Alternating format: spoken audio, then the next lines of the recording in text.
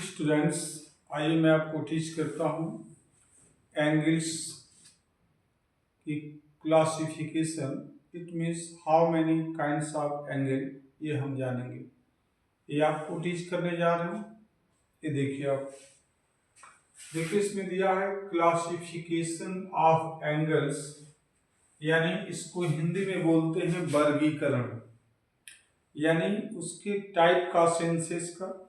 तो देखिए there there यहाँ पे आर कर देंगे, ये आपका हो जाएगा 7 टाइप्स ऑफ एंगल्स, यानी 7 प्रकार के 7 टाइप्स के एंगल होते हैं। पहला दिया एक्यूट एंगल, क्या है पहला? एक्यूट। दूसरा नंबर आपका है राइट एंगल्स।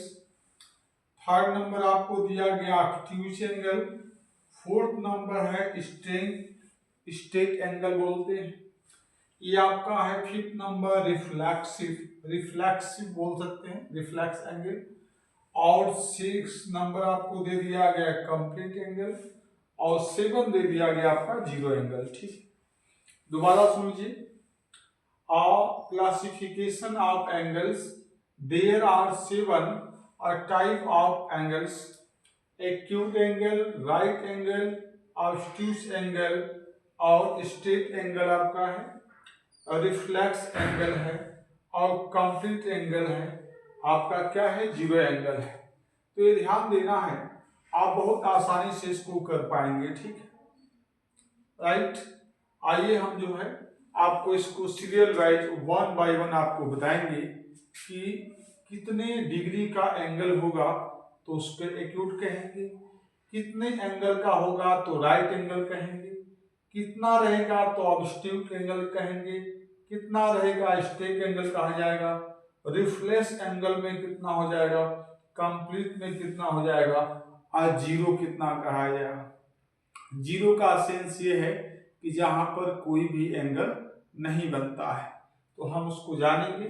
ठीक है, चलिए आइए हम आपको एक एक करके फिगर बताते हैं, और हम इसको नेक्स्ट वीडियो में डिटेल देखेंगे। शॉर्ट में पहले हम इसको बताते हैं। देखिए, एक्यूट एंगल जो होता है, यह क्या होता है? 0 से लेकर के और कहां तक? 45 डिग्री तक आपका होना चाहिए। तो जैसे आप यहाँ पे मान लीजिए इस तरीके से आपने एरो खींचा, और ऐसा आपने ले लिया, अगर इस एंगल का 45 अगर डिग्री है, इससे न कम चाहिए और न ही क्या चाहिए, ज्यादा चाहिए, तो उसको हम क्या बोलते हैं? एक्यूट एंगल बोल देंगे। इसको जो है एक्यूट कहा जाएगा, एक्यूट एंगल। ठीक है, 45 डिग्री का, कहां से? 0 से लेकर के 45 तक। तो ये ध्यान रखना, एक्यूट एंगल किसको बोलते हैं? That angle which is less than 90 and greater than 0. It means we can very shortly say that angle whose measurement is only 45 degree, that is called the what? Acute angle। यानी यहाँ पे 0 है, 0 से लेकर 45 तक आएगा, उसी को हम एक्यूट एंगल बोल देंगे। राइट। आप देखिए राइट एंगल क्या हो जाता है?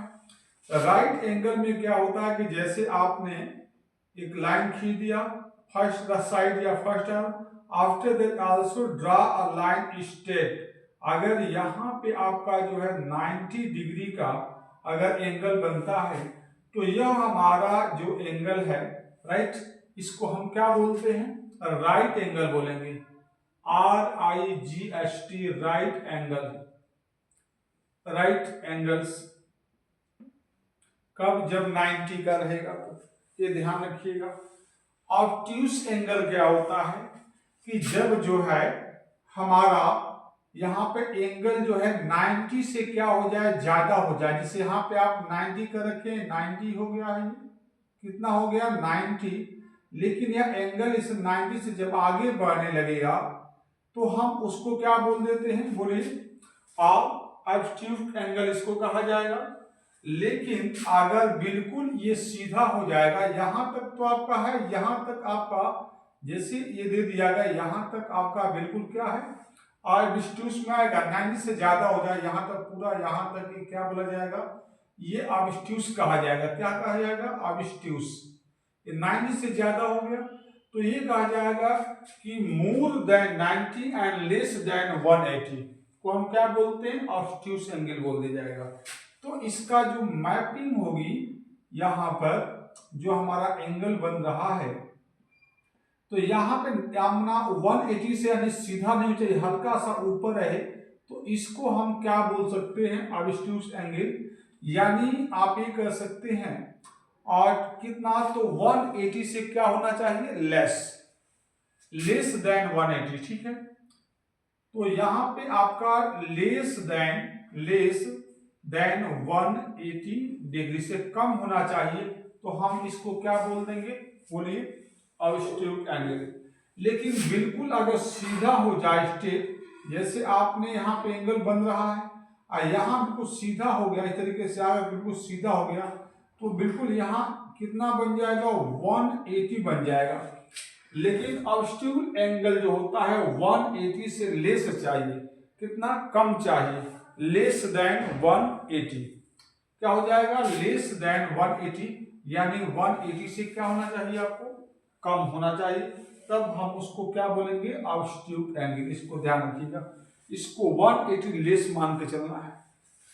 अगला देखिए, रिफ्लेक्स एंगल में क्या होता है कि 180 से हमारा, जैसे 180 यहां बन रहा है, ये पूरा कितना बन रहा है? 180 बन रहा है। ठीक है, लेकिन हमारा एंगल और इधर से ज्यादा बनने लगे तरीके से, राइट, तो उसको हम क्या बोलते हैं? रिफ्लेक्स एंगल बोलते हैं। क्या बोलते हैं? Reflex angle. ये हमारा यहां तक बन रहा है, तो इस पूरे पार्ट को हम क्या बोलते हैं? Reflex, REFLEX, reflex angle. और कंप्लीट एंगल क्या होता है कि जैसे यहाँ पर आपका एंगल बन रहा है, ये पूरे इस तरीके से आ करके यहाँ पे हो जाए, यानी इसका मान जो है कंप्लीट एंगल का कितना हो जाए? 360 डिग्री हो जाता है, राइट। और जीरो का एंगल का सेंस ये है कि जहां पर कोई भी एंगल नहीं बनता। जैसे मान लीजिए अगर इस तरीके से लाइन खींच दिया, अब यहाँ पे वैसे तो 360 बन जाएगा, लेकिन जो है बिल्कुल आ करके यहाँ पर इधर से बिल्कुल आ करके यहीं पे सिमट जाए, इस तरीके से आके टच हो जाए, जहाँ पे कोई एंगल ही ना हो, तो उसको क्या बोलते हैं? Zero angle. कहने का सेंस है कि जीरो एंगल में कोई भी एंगल नहीं बनता। आइए हम एक बार और बता दें आपको, ये आपने देखा, इसको हम और एक्सप्लेन कर देते हैं, दोबारा ध्यान से सुनिए। इसमें क्या होता है, ध्यान से हम सुनेंगे तो समझ में आ जाएगा। एक्यूट एंगल जो होता है 0 से 45 डिग्री, कहां से? 0 to 45। इसको कर सकते हैं 0 to कितना? 45 डिग्री तक, किसमें? आपका एक्यूट एंगल में, राइट और रॉन्ग? यहां देखिए, ये ध्यान रखिएगा, एक्यूट एंगल में 0 to कितना? 45 डिग्री को हम क्या बोलते हैं? एक्यूट एंगल बोलते हैं। और राइट एंगल में क्या होता है कि आपका जो है कहां तक होना चाहिए? बिल्कुल 90 डिग्री हो। कितना हो? 90 डिग्री हो। तो 90 डिग्री को जो हम क्या बोल देते हैं? Right angle. उसमें कम चाहिए ना ज्यादा चाहिए। आप देखिए, ऑब्ट्यूस एंगल क्या होता है कि 90 से ज्यादा हो पर 180 से क्या हो? कम हो। यानी मोर देन, यहां पे लिख सकते हैं मोर देन और 90 बट लेस देन 180 डिग्री। ऐसे समझ लीजिए, सबसे आसान तरीका है किसको? ऑब्ट्यूस को। उम्मीद है आपको समझ आ रहा होगा। और राइट एंगल को मैंने आपको बता दिया क्या चीज? 90 डिग्री। यहां देखिए, स्ट्रेट जो एंगल होता है, स्ट्रेट एंगल क्या होता है? बिल्कुल परफेक्ट 180 डिग्री। 180 डिग्री को हम क्या बोलते हैं? स्ट्रेट एंगल बोलते हैं। ये रिफ्लेक्स एंगल क्या होता है? तो इसमें क्या होता है कि मोर देन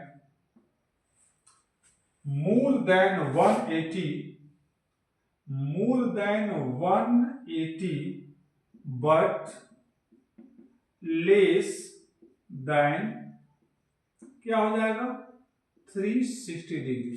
तो इसको हम क्या बोल देते हैं, आप रिफ्लेक्स बोलते हैं, इसको याद रखिएगा। कंप्लीट आपका एंगल क्या होता है, कंप्लीट एंगल में क्या होता है, एक आपका 360 डिग्री होना चाहिए, न उससे कम होना चाहिए और न ही ज्यादा होना चाहिए। और जीरो एंगल में क्या होता है कि नो एंगल, यानी इसमें जो है आपका कोई भी एंगल नहीं होगा, नो एंगल। नो एंगल या हम ऐसे कहते हैं नो डिग्री, कोई भी डिग्री यानी इस पे बनेगा ही नहीं। तो ये हमारे 7 से आशा करता हूं कि आपको समझ में आया होगा। एक बार फिर देख लीजिए, ये हमने लिखा है क्लासिफिकेशन ऑफ एंगल और there are 7 type of angle. Acute angle क्या होते हैं, 0 से 45 डिग्री यानी 45 डिग्री चाहिए। राइट एंगल में 90 होना चाहिए। ऑब्ट्यूज एंगल में क्या हो कि more than 90 but less than 180 होना चाहिए। स्टेप में क्या होता है 180 होना चाहिए। और रिफ्लेक्स एंगल में more than 180 but less than 360 degree होना चाहिए।